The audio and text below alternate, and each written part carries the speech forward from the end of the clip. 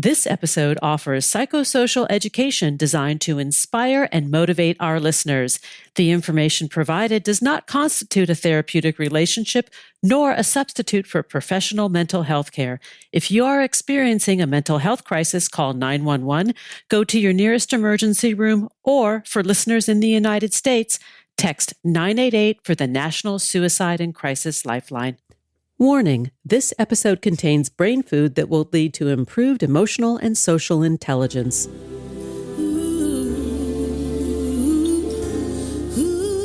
Thanks for tuning in to Harvesting Happiness today for a healthy serving of consciously prepared brain food. This is Lisa Cypers Kamen, your host. Since 2010, we've been broadcasting sound ideas for better well-being. Each week, we spotlight diverse thinkers and doers who are contemporary trendsetters and change agents, devoting their lives to creating a better world. I invite you to listen and change how you think about human happiness. Our award-winning content is fresh, optimistic, and purpose-driven media that promotes well-being from the inside out. Good morning, good afternoon, and good evening, wherever you are.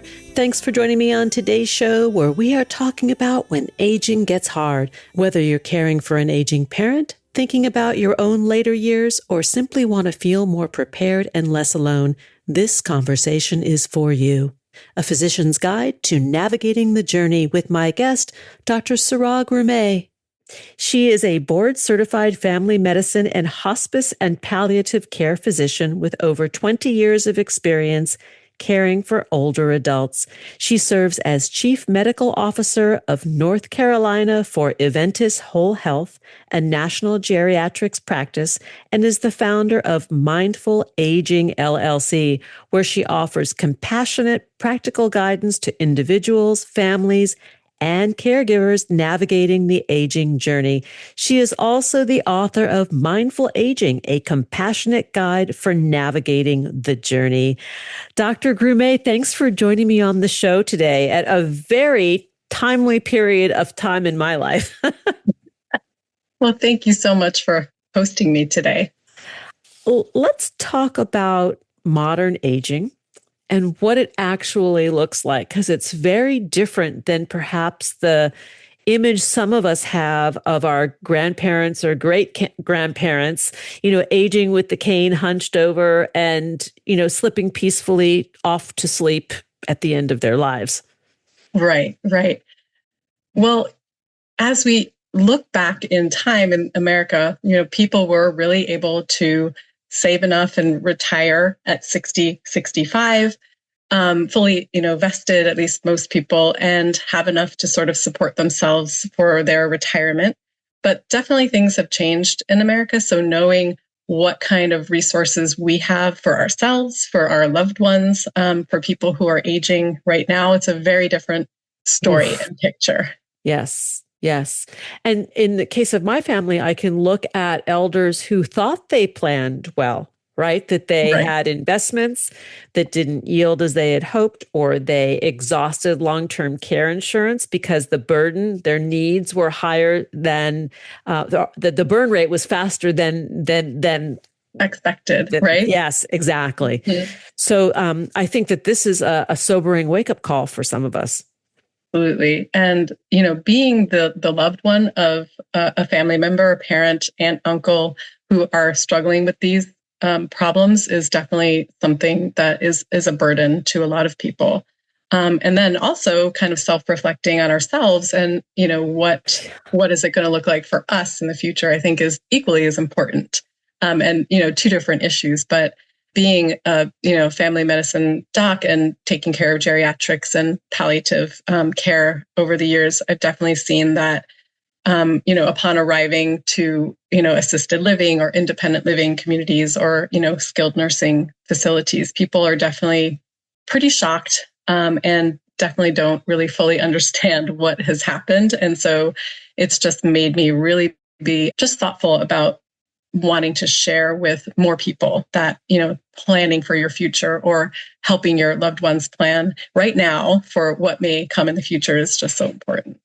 What are some first steps, because I think having that conversation, like I know that I have had that conversation with my own family members, and they were irate that I brought it up.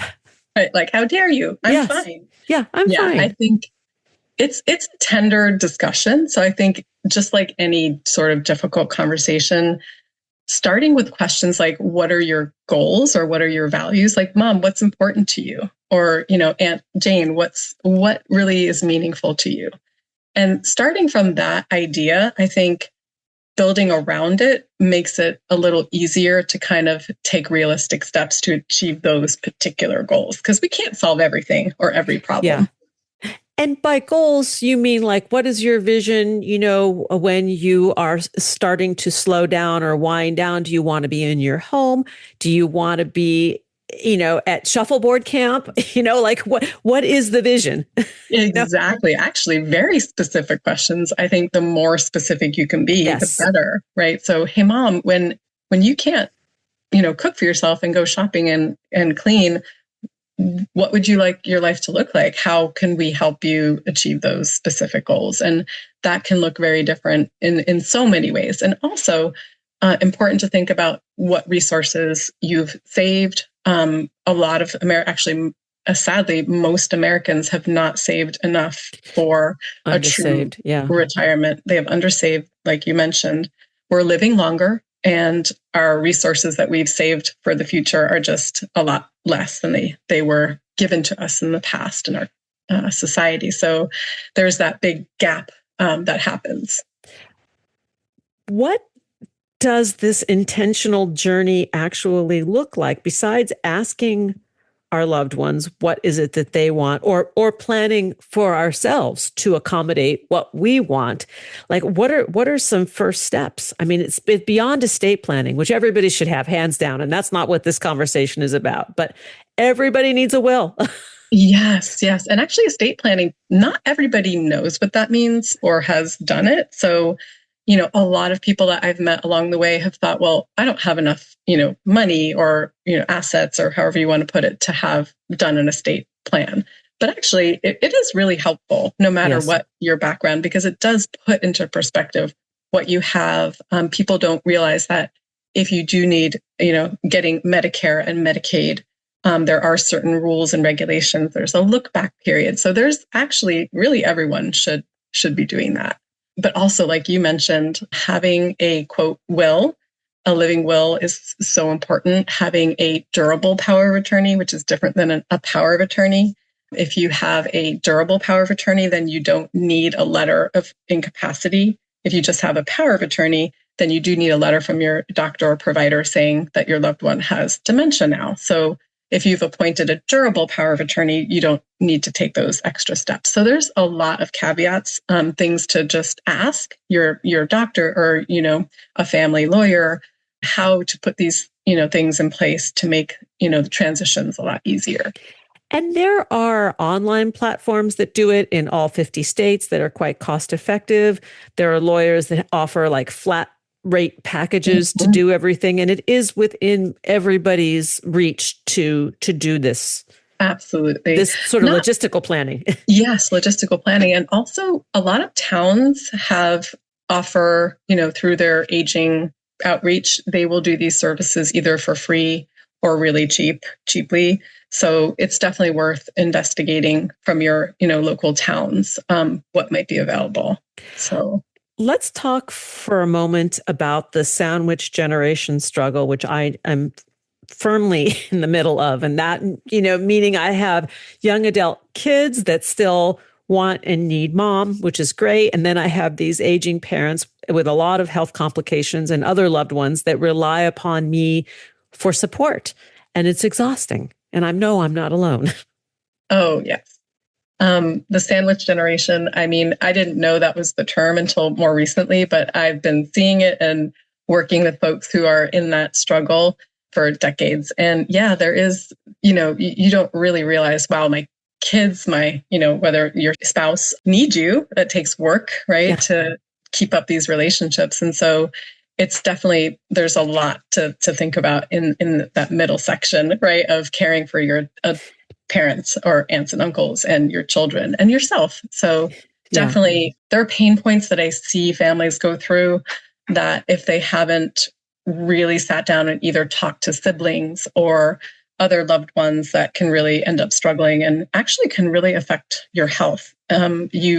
People can burn out, and I've seen spouses do that with their loved one who has dementia, or kids who are just over their heads. And it doesn't take a lot to seek help, but sometimes people don't see that they need that assistance or redirection until maybe they really feel the burn. So that's something I'd like to point out. That's very important. And also, I didn't mention, but you did, about our partners, right? Our spouses, which I think that if you have a strong relationship, that one can almost take it for granted. So I thank you for pointing that out, because it is important that we tend the relationship like a garden, so there's something left at the end of the day. Absolutely. I think tending to ourselves, including our network, our spouses, our friends, our siblings. I see this kind of leads into another issue where I see siblings get divided.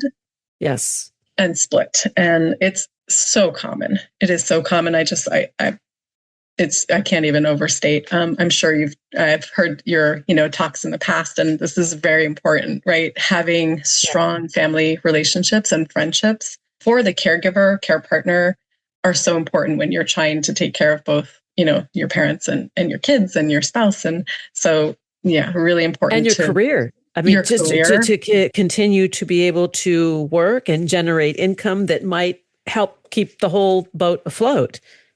Exactly. So I end up talking a lot to, the kids of the people I'm taking care of. Don't forget to take care of yourself. That, tend to yourself first. Because if you don't, I know it's so cliche, but running a marathon without drinking water or not using the oxygen for yourself before you do it for your loved ones, you really have to protect it is a marathon. And so if we don't slow down a little bit and really take care of ourselves, it's hard to go the distance without getting, having burnout or problems.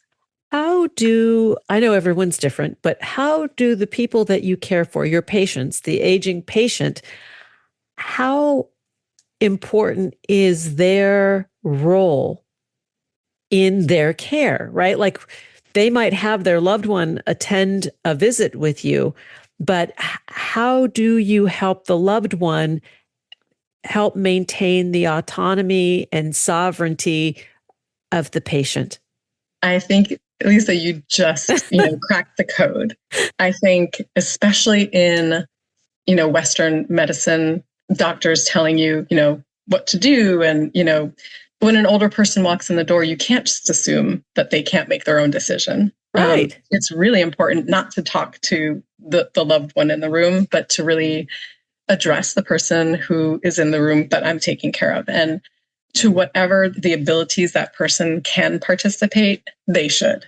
And so that's something that I have practiced over the years to make sure that that I'm doing that. And not everybody is so good at that. So, but I think that's what makes a good geriatrician or a good, person that's taking care of elders is, giving that autonomy and respect. And then, and then maybe as the child of that person, putting out questions like, do you want to answer this? Or would you like my help? So making sure that everyone in the room is doing the same. It's different when you're a parent and you're taking care of a child. That's expected, right? Yes. And so there's that teenage years where it gets a little fuzzy. And I feel like this is another time of transition where it gets a little fuzzy. And so problems can develop when a person who's aging feels that their children or loved ones are not respecting their autonomy. I have been through that in my family. And I've also, and the other side of it is when the parent abdicates completely.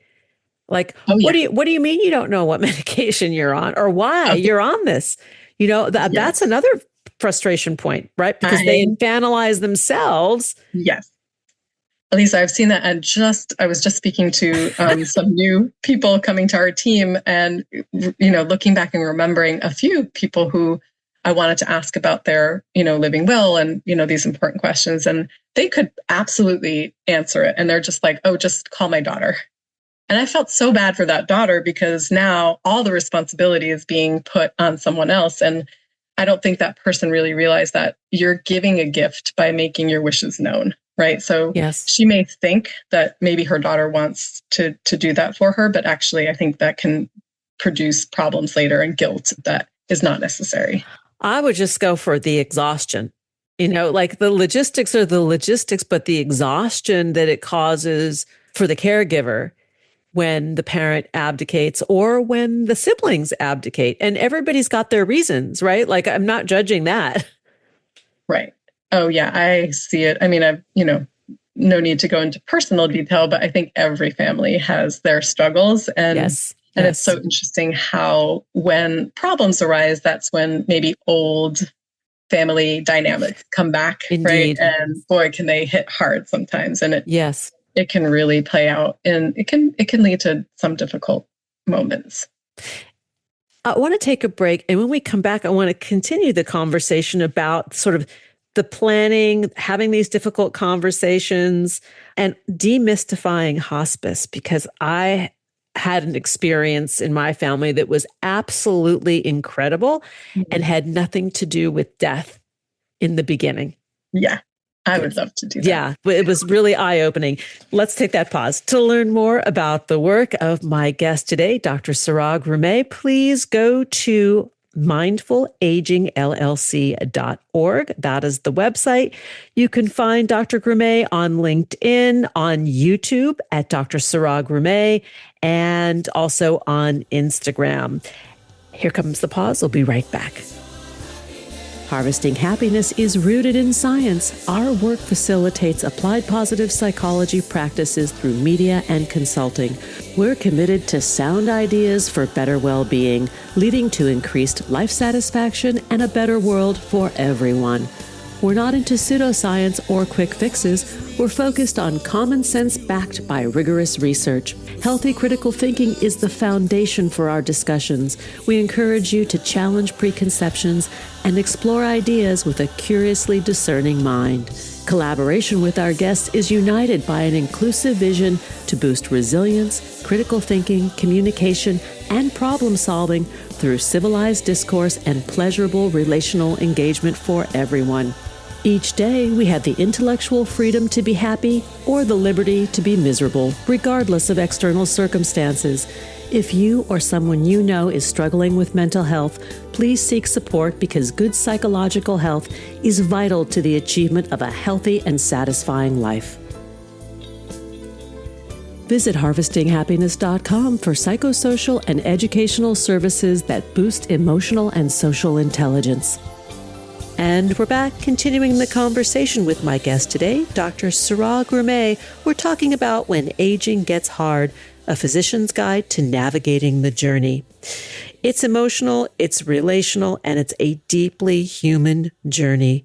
Let's rejoin the conversation. Okay, Dr. Grumet, let's go back for a second, go backwards for a minute to tapping into resources. You mentioned it in the prior segment, but I think it's worth mentioning again.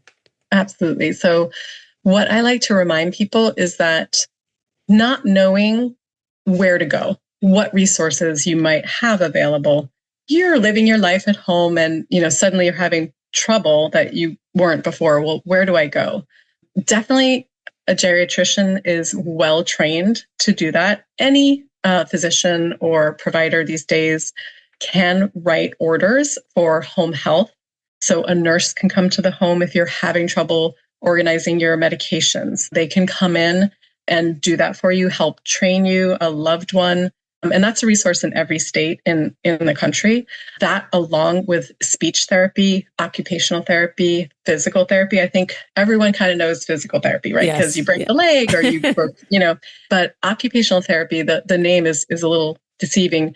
These are folks that help people recover from any kind of injury, especially maybe a stroke or a brain injury or even a hand injury, that what your occupation is living. So really activities of daily living. So learning how to use a computer or, having trouble with learning an iPhone or an Android, occupational therapists can actually help us do that. Wow.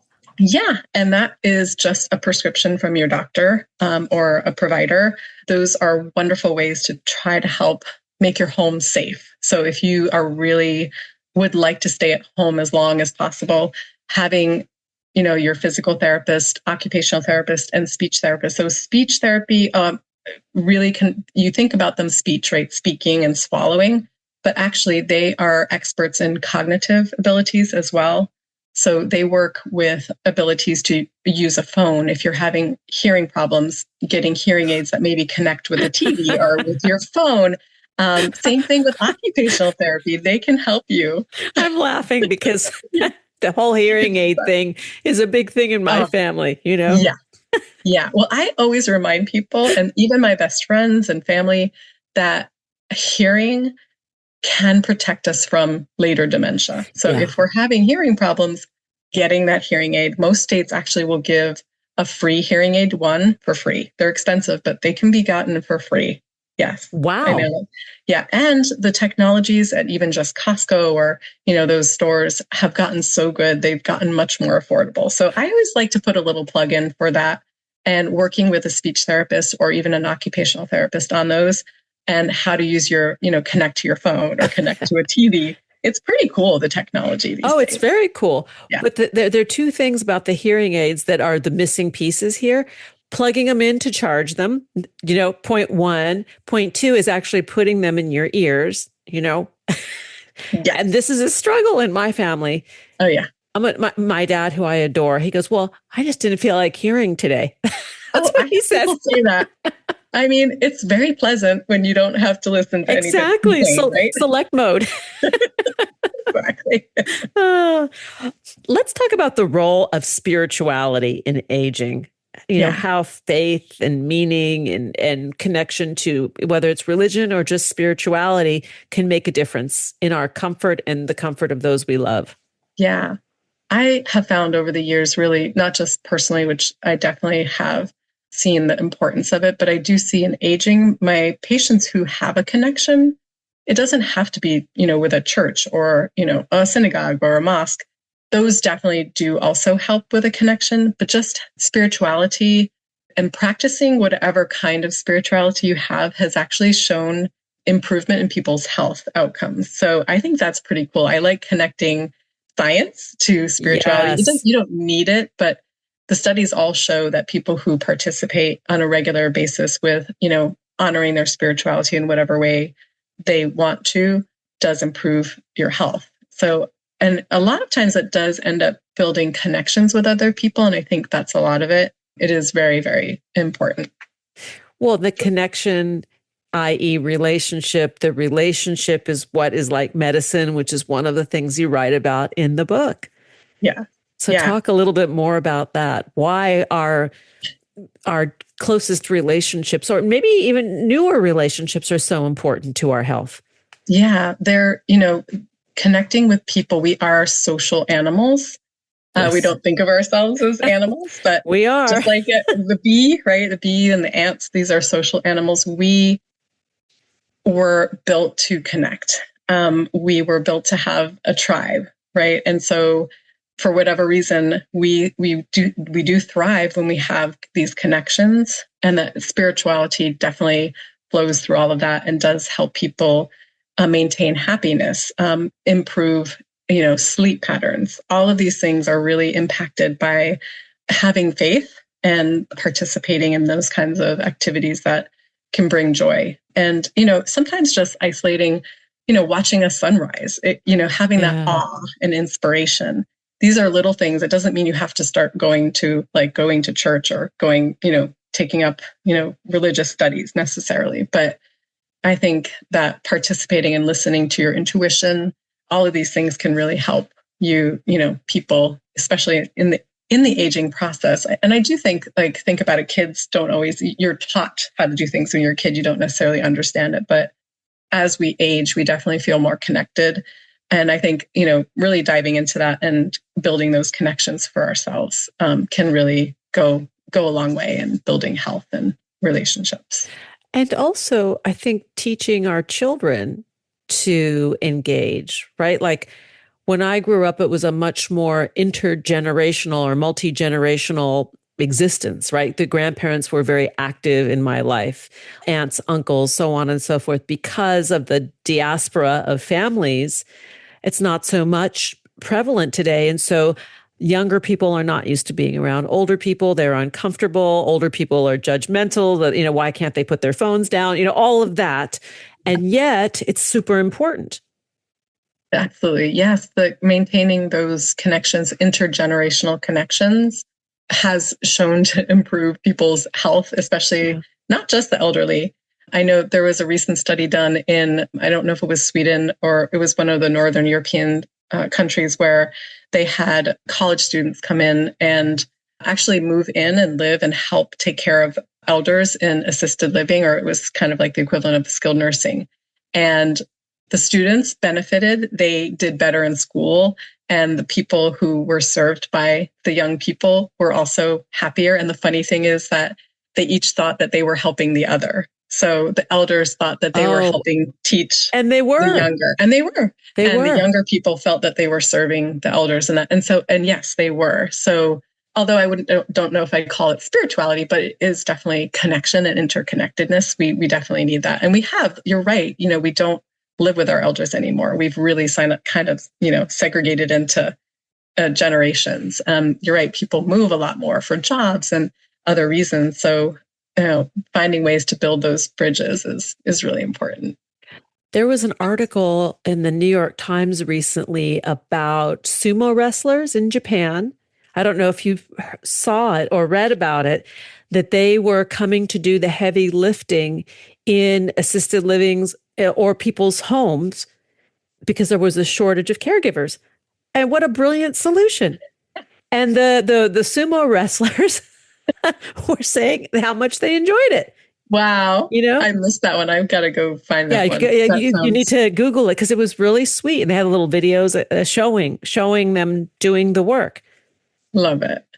So the byproduct is this intergenerational connection that you're speaking of, but it was also logistically, it got the job done, Right. It benefited everybody. I love that.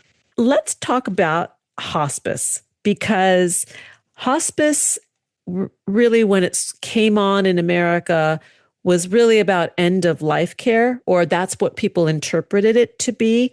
And yes, that is part of what hospice does, but it does so much more than that. That is so enriching to everyone's life. Yes, I would love to talk about it. And actually, I'm going to talk about it from the palliative care perspective, because palliative care is sort of the overlying idea. Hospice is a very specific little bit of palliative care. I like people to know about hospice because it is a benefit that everyone gets for free, which people don't know about, which I just want everyone to know. But palliative care is the care for people with severe illnesses. So whether that's congestive heart failure, COPD, it could really be any end organ damage. You don't have to be, quote, on death's, dying to have palliative care. And so you can still go to have chemotherapy and have a palliative specialist help you with, shortness of breath or pain or symptoms that are just not well controlled. They will help you talk about goals, values, plans for the immediate future and further. And then when the time gets closer, discuss hospice, which are benefits that I love it, because really it's an interdisciplinary group of people that are just super loving and caring and have so much information. So hospice does offer a case manager, which is a nurse. There is a physician in the background who you may meet or may not, but they are kind of helping in the background with every single patient. There is a social worker who will come and help you, the person who is aging or having the medical problem, and continue supporting the family even for a full year after the person has died, which I think is amazing. Yeah. And then there's also a spiritual part. So even CMS, right, our Medicare understands that spirituality is really important, and especially in the end of life, anytime. But so all of that is included as a bundle in helping care for a person who's going through serious illness. I wanted to ask you to define between the palliative care and the hospice care, because in the case of my family, we did bring in palliative or comfort care is what they called it before end of life care was necessary. And it went on for like 9 months. And in fact, during that time, there was a rebound. Yeah. Yeah. Which was amazing. A lot of people, because what you're doing is bringing in resources, simple things like support, right? Attention, care, things that you hadn't really thought about before. And a lot of people do have a resurgence. Sometimes we start hospice thinking that, they do have 6 months to live, and we've now taken off medicines that they maybe have been on for years, but really at this point, maybe didn't need to be on anymore. And then suddenly this person is like having this rebound, right? And they can have a rebound for years. And so I like to remind people that you can be on hospice multiple times. I know that sounds weird, but you can. You can graduate from hospice and have it again. There's no limit to the times that you may need that support. So yeah, that's important to know. Yeah, I thought it was incredible. I had no knowledge until one of our family elders was prescribed it by her physician, who had utilized it for her own father. She had never experienced hospice. And she was like, I'm telling you, this is going to be a game changer. And it was, right? Like our loved one got a pet therapy, music therapy, pastoral care, somebody to help with bathing, which would give us like an hour and a half to go out for a walk. It was amazing. Yes, it is amazing. And yeah, everyone should know that that is a benefit that we all in America receive and should utilize. Yes, so, it's a beautiful benefit, and it really can be a very beautiful process. So not to be scared of it. I guess the point is that we think of hospice as solely end of life, and it really can be life-giving in many ways. Exactly. Yeah, I always think about the way I describe it to people is you may not be. You're putting your resources not into going to the hospital and doing major interventions. You're turning the resources around to yourself in your place of comfort. So at home or wherever your home is at the time. So it's not, I never like to think of as like taking things away from people, or actually giving, like you mentioned, giving more, which is incredible, especially towards the end of someone's life, whether it's 6 months or not. It's really, we should be doing it earlier, I think, for everyone. It was amazing, and I'm so glad that we got to talk more about that. Let's talk a little bit about confronting our own mortality as we're caring for these elders, and it sort of forces us to go up a notch on the ladder, right? And it's like, well, I don't know that I'd want that. I mean, what happens to us in terms of our own transformation? Yeah, I do see it a lot, and just on a in a personal level, when our society does not talk about aging, right? The things you hear about aging are, getting rid of your wrinkles, or, getting hormones that may need to be replaced. We're always trying to sort of fix or, deflect. And I think really the bottom line is just accepting our deaths is difficult. Yes. And I think that family members that have gracefully participated in family members going through that, it definitely, people come out learning a lot about themselves and plans for the future. And I think that's a beautiful thing. Yeah. It will happen to all of us. So having some autonomy in the planning, I think, is very empowering.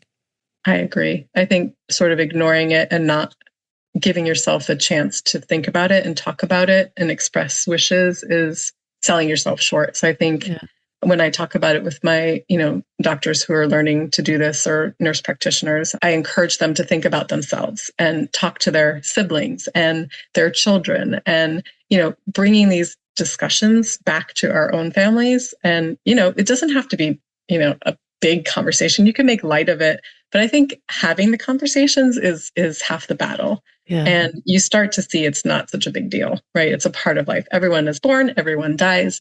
And if we can talk about it more, I think it can really develop into a beautiful thing. Dr. Suragh Grumet, thank you for joining me today to talk about your book, Mindful Aging, a compassionate guide for navigating the journey. It's relevant in my world today, and I am so grateful for the work that you do and you bringing your knowledge and warmth to the show and our listeners. Thank you so much for having me. Oh, pleasure. And let me just give everybody the plug to learn more. Please visit mindfulagingllc.org. You can find Dr. Suragh Grumet on LinkedIn, on YouTube at Dr. Suragh Grumet, and on Instagram as well. Thank you again for sharing part of your day with me. Thank you. Thanks for joining us on Harvesting Happiness today. This is Lisa Cypers Kamen on behalf of my guest, Dr. Suragh Grumet, wishing you kind thoughts, kinder words, and the kindest of actions. Until next time, remember, happiness is an inside job. Happiness is your inside job. Please go out and rock your day, and remember to be kind to one another. Want to explore more sound ideas for better well-being? Check out our new bonus edition content at More Mental Fitness by Harvesting Happiness on Substack and Medium. Subscribe, listen, and share hundreds of downloadable episodes wherever you get your podcasts. Connect with and follow us on most social media channels. To learn more about lifestyle management and mental fitness consulting services, please visit harvestinghappiness.com. Harvesting Happiness and More Mental Fitness are produced by Lisa Cypers Kamen, Andrea Mengele, Robin Boyd, Andrea Daly, and the excellent team at Podfly Productions, including Eric Begay, Kimberly Beck, and Alec Guess, in collaboration with TogiNet Radio, KBUU, RadioMalibu.net, and is available on PRX, the Public Radio Exchange.